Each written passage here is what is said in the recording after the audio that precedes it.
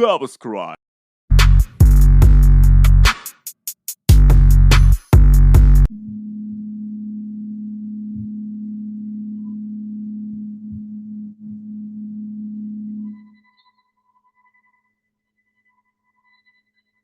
Assalamualaikum warahmatullahi wabarakatuh. Hai semua, perkenalkan nama saya Ina Febrianza.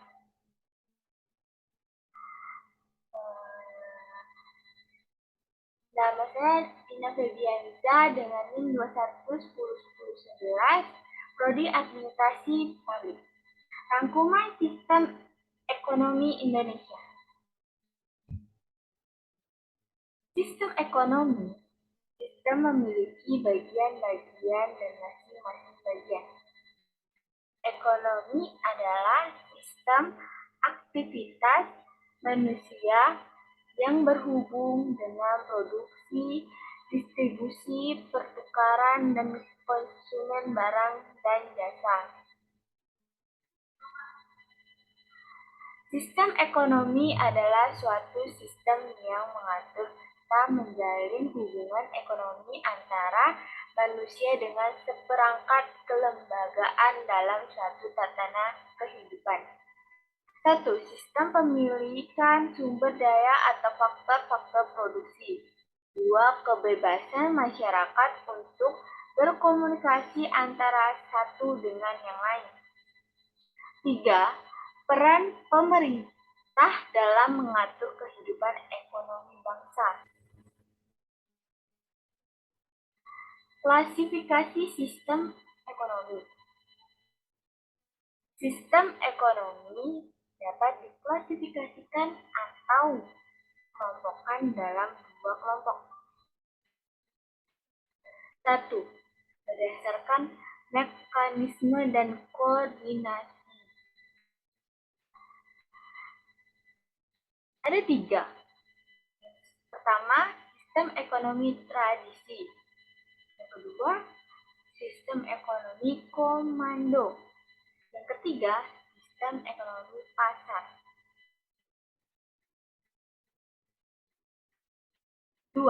Berdasarkan ideologi. Ada 4. 1. Sistem ekonomi kapitalis. 2. Ekonomi sosialis. 3. Ekonomi Islam. Dan keempat, ekonomi campuran.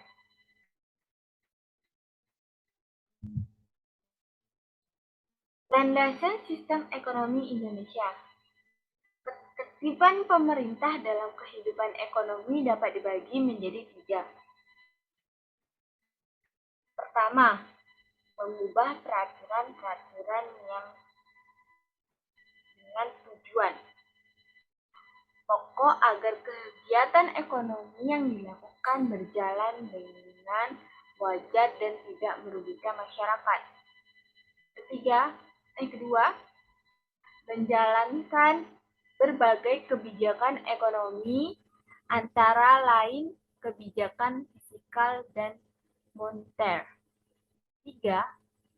Secara langsung menjalankan berbagai kegiatan ekonomi sehingga dapat memaksimalkan keuntungan sosial.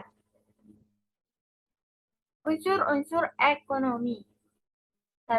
Kebijakan harga dan upah. 2. Kebijakan produksi.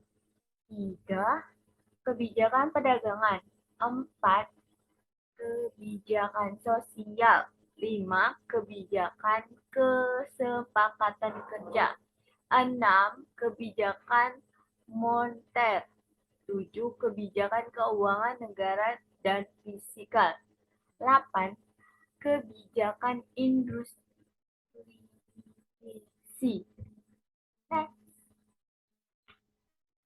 Pertumbuhan ekonomi.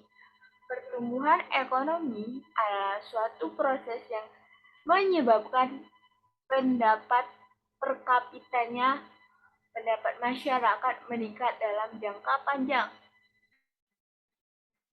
Definisi ini memiliki 3 unsur, yaitu 1.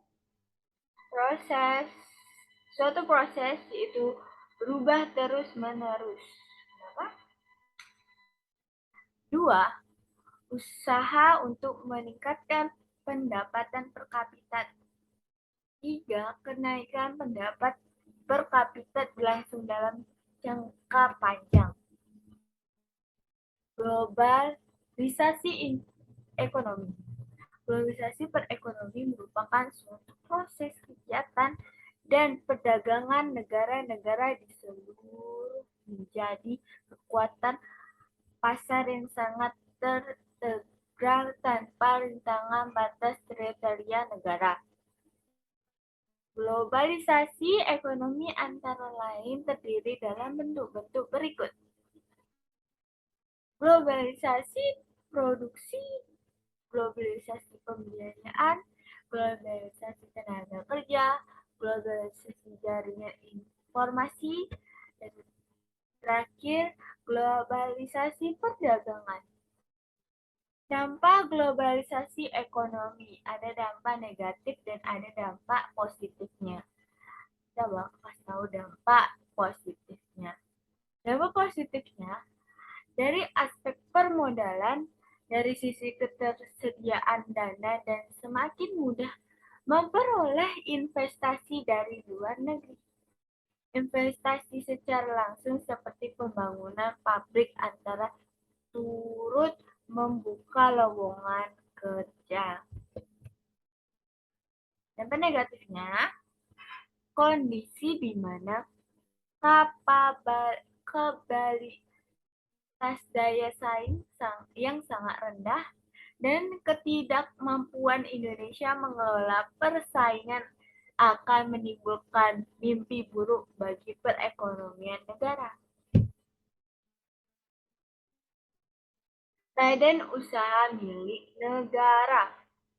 Jenis-jenis BUMN antara lain adalah perusahaan perseroan, perusahaan jawatan, perusahaan umum, badan usaha milik daerah. Koperasi, prinsip koperasi terbaru yang dikembangkan internal Cooperative Alliance adalah keanggotaan yang bersifat terbuka dan sukarela, pengelolaan yang demokrasi, partisipasi anggota dalam ekonomi, kebebasan dan otomotif, pengembangan pendidikan, pelatihan, dan informasi. Jenis koperasi berdasarkan tingkat dan luas daerah kerja. Koperasi premier ialah koperasi yang minimal memiliki anggota sebanyak 20 peserta.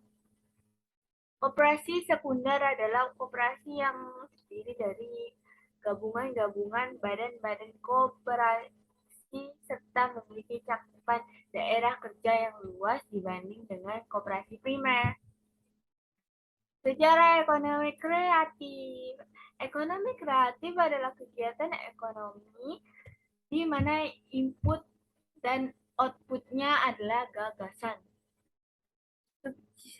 Sektor ekonomi kreatif, 1. Periklanan, 2. Arsitektur, 3. Pasar barang seni, 4. Kerajinan, 5. Desain, 6. Fashion, 7. Film, video, fotografer, 8. Pemain interaktif, 9. Musik. Banyak guys, tapi aku ambil dikit aja. Dan next, kebijakan pemerintah tentang sirkuit Mandalika. Ini kan lebih banyak kan. Dengan ada, ini pendapat saya, dengan adanya sirkuit Mandalika, Indonesia akan semakin dikenal dan juga sirkuit Mandalika juga tidak hanya untuk balap, tapi juga bisa menjadi peluang dalam memperkenalkan potensi dan promosi serta melestarikan budaya lokal yang ada di sana.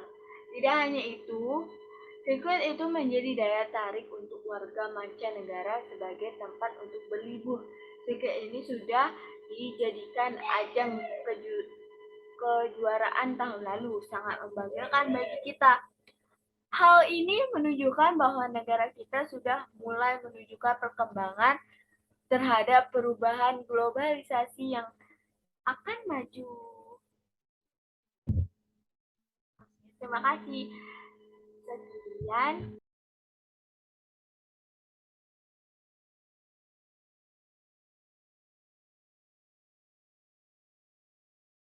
Sistem ekonomi adalah suatu sistem yang mengatur serta menjalin hubungan ekonomi antara manusia dengan seperangkat kelembagaan dan suatu tatanan kehidupan. Satu sistem memiliki sumber daya atau faktor-faktor produksi. Dua, kebebasan masyarakat untuk dapat berkomunikasi antara satu dengan yang lain. Tiga, peran pemerintah dalam mengatur kehidupan. Presentasi saya